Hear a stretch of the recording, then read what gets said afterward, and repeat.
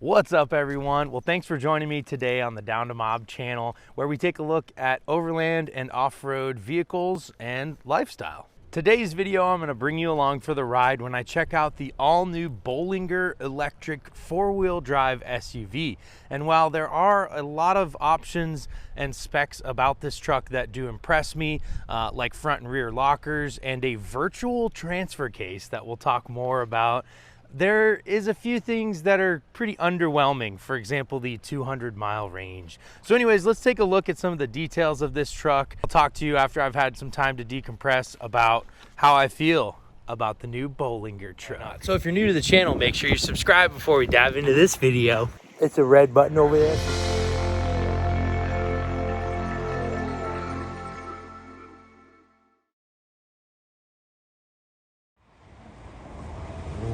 Like it's going down in there. Let's go check it out. Oh, that's pretty. McLarens. Oh, all sorts of fancy. Oh, there it is. Yeah, it's actually there. Cool. Oh yeah, pricing. We did just find out the price. $125,000. $125,000. All for that pass through. It has so much Jeep JK in it. Yeah, and some Hummer. Yeah, for sure. I see it a lot of Jeep JK to start though. Totally like a Land Rover Defender. Neat. Oh, he's got like a tailgate in the front. No way. That is super neat.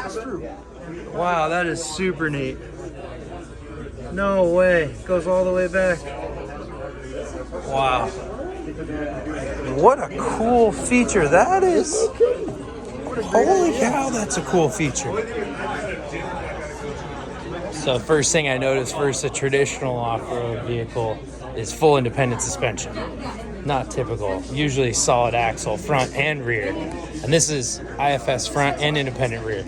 So obviously we were pretty impressed right off the bat, and the first thing that you notice is the clash of styling between Land Rover Defender, Jeep Wrangler, and all sorts of different off-road vehicles. So to give you some quick specs, this thing does have a whopping 614 horsepower and 668 foot-pounds of torque, which means it will do 0 to 60 in 4.5 seconds. That is awesome, but the range is only 200 miles. So you're gonna need to plan out your off-road trips very, very carefully. BFG action. 3 windshield wipers. What? Triple the windshield wiping. The aluminum body is sweet. Of course, this frame is steel. But one thing that was kind of weird too is I noticed a lot of wood in there, and I wasn't sure what the purpose of that was. Being someone who looks at, living full time in campers and high quality yacht kind of style materials, wood is not something that I would choose, especially as little just accent pieces. They had little wood slats on the ground going across that I thought should really be more like modular track, like aluminum track that you could mount things. This is very,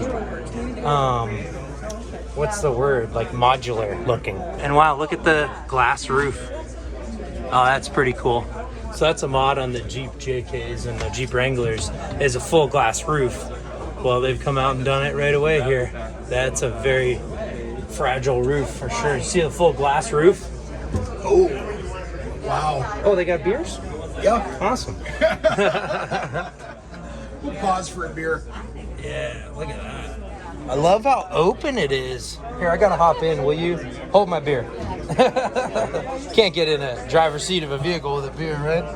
All right, let's see what we think here. Wow, lots of space. I love how old school it feels, like a Land Rover Defender when you're inside. This is neat, really nice steering wheel. I like all the old school switches. It's like an electric vehicle that they've taken old school. Beautiful. Wow. Interesting. It's like pipe here. I wonder like you could mount. I wonder if you could mount accessories and things on that. Wow. And that, look at that. There's so many things in here that are so unique, that knob.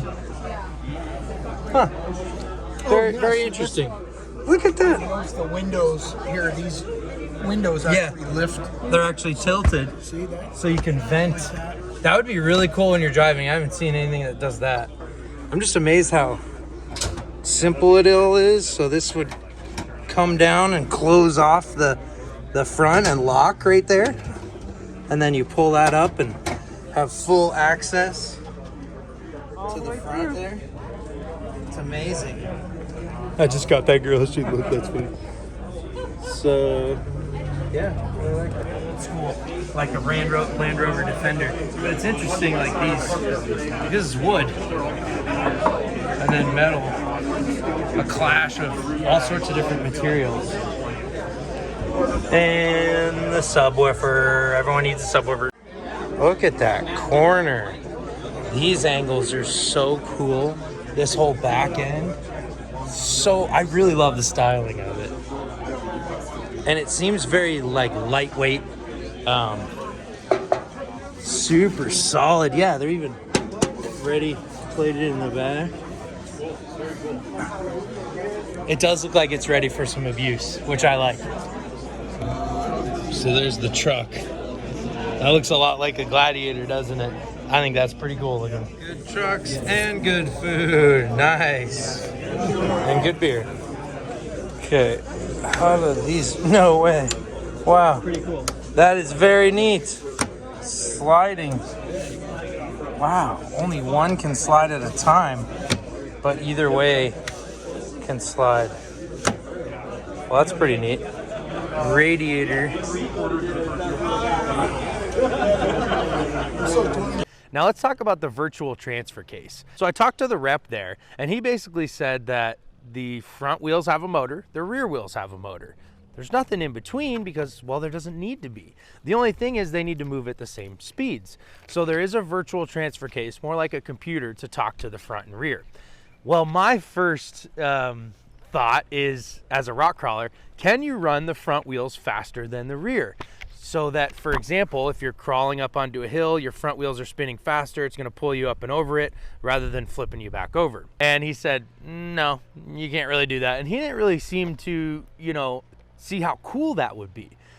This led my mind to think, so you've got a virtual transfer case, why can't you have some sort of traction control system that not only works between all four wheels, but works between the front and the rear? So if you're climbing a hill, for example, and you're struggling, it'll put more power to the front tires to pull you up and over. That's not what the Bollinger does. Let me make this very clear. I don't even know if the engineers really had that in mind, because again, that's more of a rock crawling kind of, competition scenario. But why not have it in a vehicle that you can drive on the road? That's also meant to go off-road. You've got lockers, you've got traction control systems, so why not? So Bollinger, that is the next thing I think you guys should be developing, is this virtual, let's call it virtual transfer case traction control. All right, you can coin that and just send me a check whenever you sell a bunch of them. No, I'm just kidding. Some things that are impressive: 7,500 pound tow capacity. Okay, not bad, but the Jeep Gladiator has that. You look at the payload, and I got to show you guys the card so you know I'm not lying. 5,000 pound payload. What? I seriously think that is like a typo or something. So this can carry another one of itself on top of it. I mean, let's put things into perspective. The Jeep Gladiator Rubicon has a 1,200 pound payload, and I'm gonna live out of it with a camper and all that. It's gonna be tough, but most vehicles these days, mid-size vehicles like this, 1,500, 2,000 pound payload. 5,000 pound payload is insane, and I wonder what range it would get if it actually had all 5,000 pounds on it. Now, when we can get infrastructure to charge, either that or we can get solar panels on the vehicle to where we could stop for a day and it would be all charged back up, sold. But the infrastructure to charge is the hardest thing. And then when you couple that with the range, it makes it so these kind of vehicles are not really applicable for my lifestyle right now and probably for years to come. So I'm excited for one day the infrastructure or the solar panels will just be on the vehicle to keep it charged up. That'll be sweet. Anyways, I hope you guys enjoyed this look at the Bollinger truck. Very different from what I typically show on the channel. Overland, full-time camper vehicles, and also my travels. So make sure you're subscribed so you don't miss any of that. We're building the Jeep Gladiator into an amazing beast of a vehicle and camper. And I'm so excited. It's been a long time coming, but thank you guys for hanging on for that. I guarantee in the next few months we're gonna have some really crazy updates on that. So comment below though, let me know what you thought of this Bollinger truck, and I do want to see this truck too. That's gonna be cool versus the SUV. Smack that like, check out my Patreon if you're interested in behind the scenes content and also to support the channel. Thank you to my patrons as well. You guys rock. We'll see you on the next video. The only question is, are you down to mob electric vehicles or something?